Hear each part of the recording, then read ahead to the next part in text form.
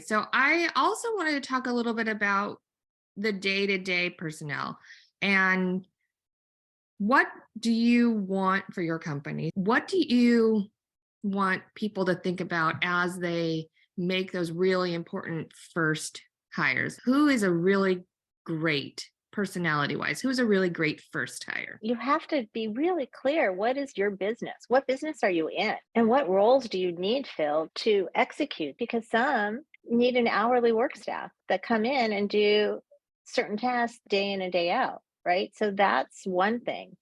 And then who's going to oversee that and be responsible for those people coming in every day? So that roadmap needs to be created early on, that what is my day-to-day business? What am I creating? What am I producing? And I don't care if you're a service driven business or you're making packaging. What matters is how many days a week am I going to operate? How many hours a day am I going to operate? What does it take to execute that? How much of this can I do myself until I get to the next level? And what does that next level look like? Then who do I need to help me? What I look for is a really successful team has different people who are acting in different personalities, not necessarily different roles. Yes, there's hourly team members and there's a financial department and all these other, operational roles, but they also have different personality roles in the ecosystem. And so a really successful early company has someone who's generating the new ideas, someone who's generating the plan to execute those ideas, and someone who's actually executing those ideas. So when you're, the sole proprietor and the sole employee, you have to act in all three personality types. You have to generate the new ideas, you have to plan on how to make them happen, and then you have to actually do it yourself. And so as you grow, you have to think about, where am I actually going to be strongest?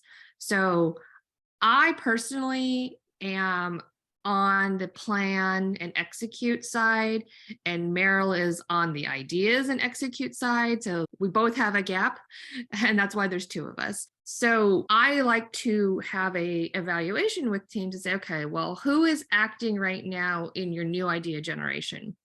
And if there's no one, that's the role you need to fill. Like, you need to find a real creative person who has a passion for your business and is just full of new ideas. If you have a new idea person and you have an execution person, but you don't have a planner, that's who you need. Like, your CFO could be a great planner. Your CFO could be a great ideas person. Very rarely is your CFO a great execution person, but stranger things have happened. So when I am talking with teams, I don't really just want to know their resume and look at, a bullet point of what they've done. I want to know, are they someone who can role play in the empty role, in the empty personality type until it's filled? Or is it going to be a real challenge for them and it's not going to be successful? If I didn't have Merrill, I could role play in the new ideas person role for a few months until I found someone who could just be my source of new ideas. But there's people who can't do that. And I think that knowing yourself and knowing where you are most comfortable and what you can role play and for how long is really important in growing out your team.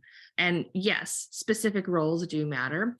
But if you know you need an operations person, but you also need a new ideas person, let's get real, like, strategic in this hire and hire an operations manager who's also entrepreneurial and is generating their own new ideas so that they can help fill that new ideas spot in your personality roster. The R&D team, like, once you get into a huge organization, the R&D team is very rarely anybody who has worked in daily operations.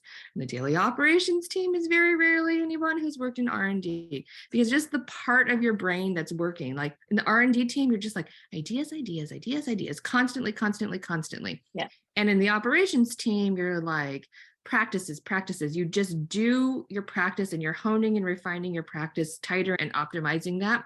And yes, there is some new idea there, but it's not at the like rapid boom, boom, boom, boom, boom that's happening in the R&D team. And And you that's forgot the fine. cog in the wheel there. The cog in the wheel between those two, the Yeah. sales department and the marketing department, which often also are not even aligned, right? What you're creating and what operational is realistic, oftentimes the sales department is just trying to sell anything that's not related to the two. Yeah.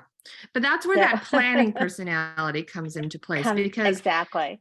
whether they literally are a program manager, someone who has program management training and experience and background, or whether they're just naturally a knack for this, that is, they kind of call it cat herding. That's the person who's got all of the plates spinning and knows where they're all spinning.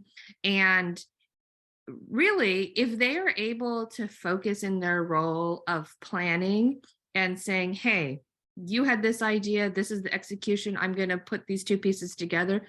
They're that bridge between your new ideas and your customers.